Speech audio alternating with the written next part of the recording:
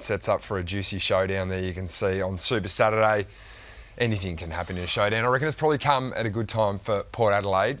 Super Saturday last week, round 8, we were treated with one of the games of the round, Collingwood versus Geelong. Unbelievable from the veteran Patrick Dangerfield.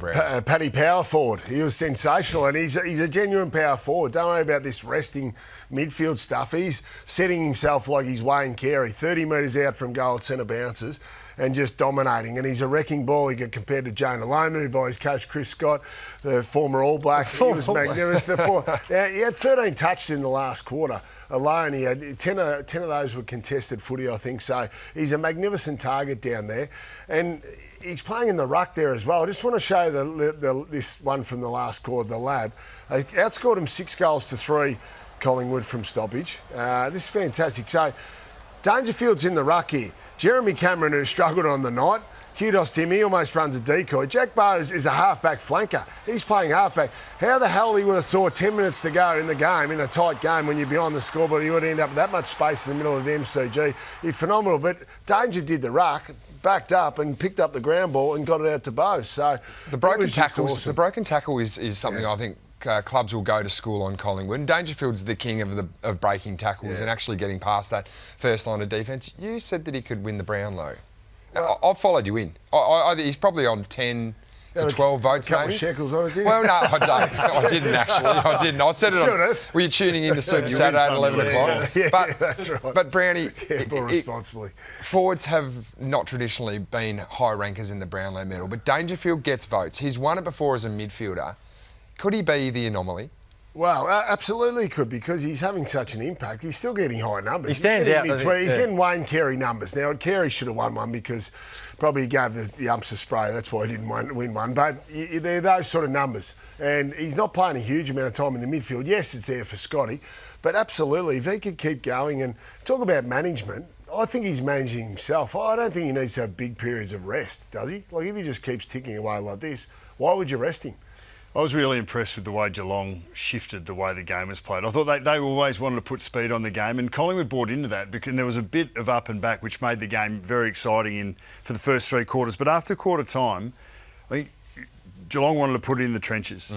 They're the team that has the most percentage of their possessions in a contested sense, which defies their transition profile a little bit. But those numbers were huge, and Dangerfield was a big part of it. So they went up in clearances. They were able to win the contested possessions. They were only up by 3 at 3/4 time, and then they blew Collingwood away. They kept Collingwood, their uncontested possessions, down. Collingwood had averaged 64 through each of the first 3 quarters, and then only had 34 uncontested. No time and space, forced it into a battle inside where the stronger bodies took hold, and it actually pushed Nick Dacos out of the game a little bit. Increased congestion around. He had 3 touches, went from the 5th highest ranked player in the first. And O'Shea Mullen played on him. And I'm not saying that. Like, I think the tagger needs credit, but when you change the way the game's played and you make it an inside game where there's 10, 12 bodies instead of 4 or 5, like 4 pairs, for instance, then it makes it a little bit harder for you to find a little bit of time and space. And Nick Dacos isn't a big body, so if you put it in the trenches, it's going to make it a little harder for him to do what he does. They're good signs, aren't they? I mean, we've just spoke about Port Adelaide in terms of not being able to change the way the game looks.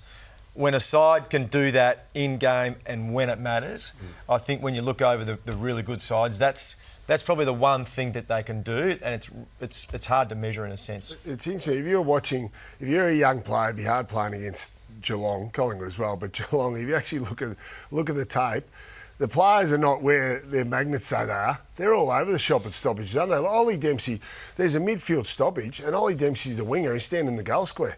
So it'd be really confusing out there. That's coach. I know it's coach, but if you're the opposition player, if you're a youngster out there and you're looking around for where your man was, it'd be really confusing. Well, the winger's taking hangers on another winger who's rolled back over and sticking the landing. But Jeremy Cameron's probably the one that gets the licence and goes wherever he wants to. He does. But the others are on rails. Boys, I don't know if you've ever had this happen to you, but a unique situation unfolded on the weekend, and it's not every day that you get a medal named after your own dad.